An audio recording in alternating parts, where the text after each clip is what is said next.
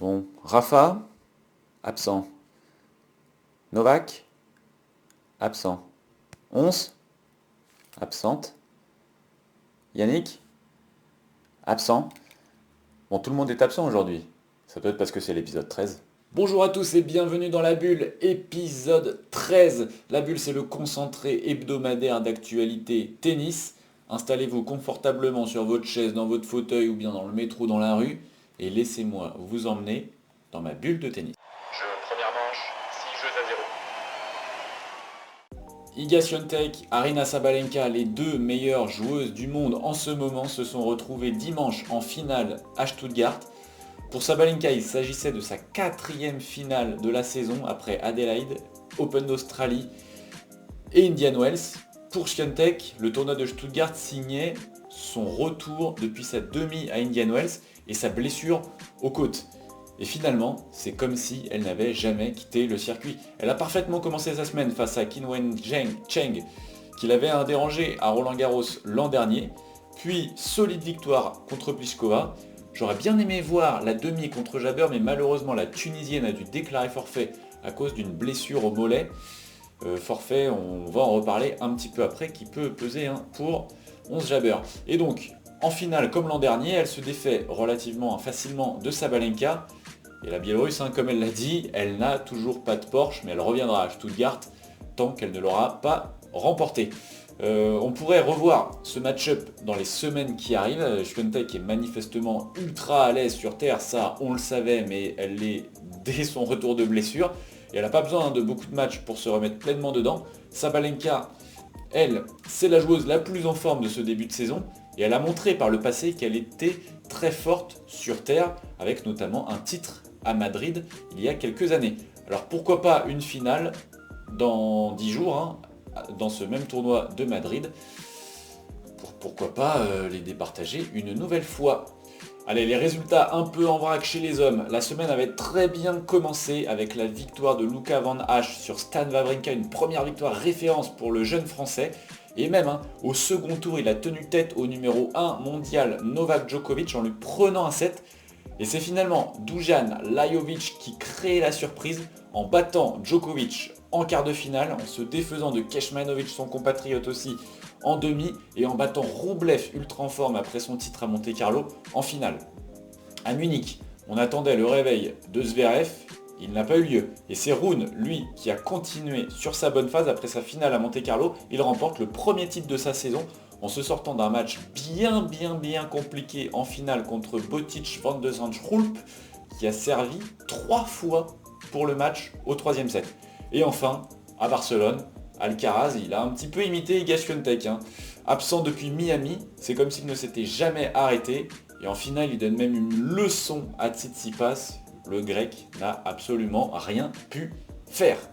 Cascade de forfaits au Masters 1000 de Madrid où 6 joueurs du top 30 ont fait l'impasse. Kyrgios, Berrettini, Silic, mais surtout Sinner, Nadal et Djokovic. Chez les filles, on a donc 11 Jabber, on l'a dit un petit peu plus tôt, qui est forfait, la tenante du titre du tournoi de Madrid.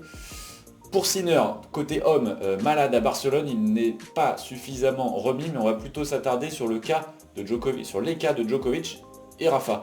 C'est un petit peu plus inquiétant pour les deux. Le Serbe s'est aligné au tournoi de Banja Luka en Bosnie-Herzégovine, tournoi dont sa famille est propriétaire. On l'a vu jouer avec un manchon sur le bras droit à Monte-Carlo et en Bosnie. Alors à première vue, c'était juste une précaution, on l'avait déjà vu. Mais et puis la semaine dernière, sa semaine précoce sur le rocher, n'avait rien de préoccupant. Cette semaine, j'aurais eu le même discours après sa défaite contre Lajovic, mais ce forfait à Madrid est inquiétant pour le numéro 1 mondial qui a besoin de rythme avant Roland-Garros. Et là, il ne lui restera plus que le tournoi de Rome pour être prêt à Paris. Alors rendez-vous dans 2 semaines pour le Serbe, s'il est remis, attention. Pour Rafa, là, c'est cata. Absent des cours depuis l'Open d'Australie, l'Espagnol n'est toujours pas remis et cherche encore comment soigner sa blessure. Et là, on le dit peut-être chaque année, mais je ne vois pas comment il peut arriver à Roland-Garros en étant compétitif. En 2022, quand il reprend après quasiment 6 mois d'absence à l'Open d'Australie, c'est le début de la saison, il avait un petit peu de match dans les jambes et tout le monde reprend un petit peu. En début de saison, personne n'est pleinement à 100%. Et c'était sur dur, ça allait très vite. Là, sur terre battue, c'est une surface ultra exigeante physiquement. Je ne vois pas comment il pourrait tenir. Oui, il n'a pas besoin de beaucoup de matchs puisque c'est sa surface, c'est le roi de la terre battue, c'est Rafa. Il a évidemment des références, mais les autres derrière, ou plutôt devant maintenant, ils charbonnent, ils jouent beaucoup de matchs, ils progressent et ils seront prêts à Roland-Garros et ce, dès les premiers tours. Alors pour Rafa aussi, on verra s'il s'aligne à Rome et surtout dans quel état il va s'aligner en Italie.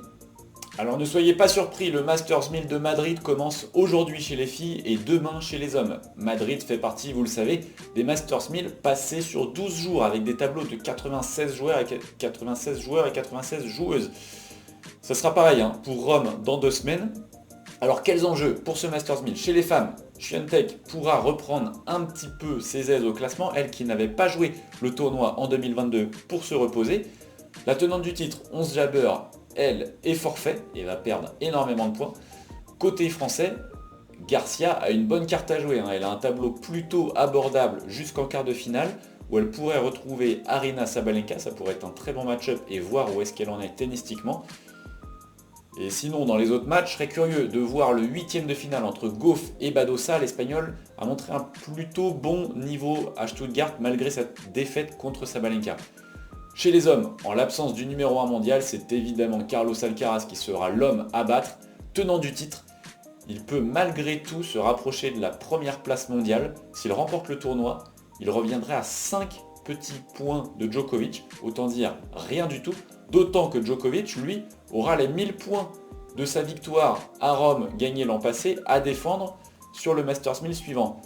Donc, qui pourrait l'empêcher de faire le doublé espagnol Barcelone-Madrid avec des conditions plus rapides à Madrid, on le sait, c'est en altitude, les balles fusent un petit peu plus.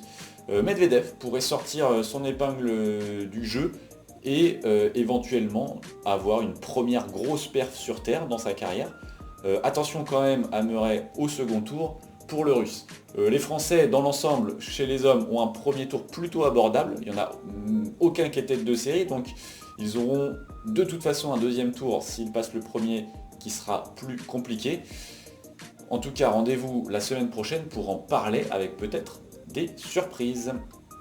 Et ça y est, c'est la fin de cet épisode de La Bulle. Merci à tous de l'avoir suivi. N'hésitez pas à lâcher un petit pouce bleu et à vous abonner si vous voulez voir les prochains épisodes, tout simplement. Et puis il y a des choses qui se préparent également sur la chaîne. En tout cas, je vous souhaite un bon tournoi de Madrid et je vous dis à la semaine prochaine. Ciao!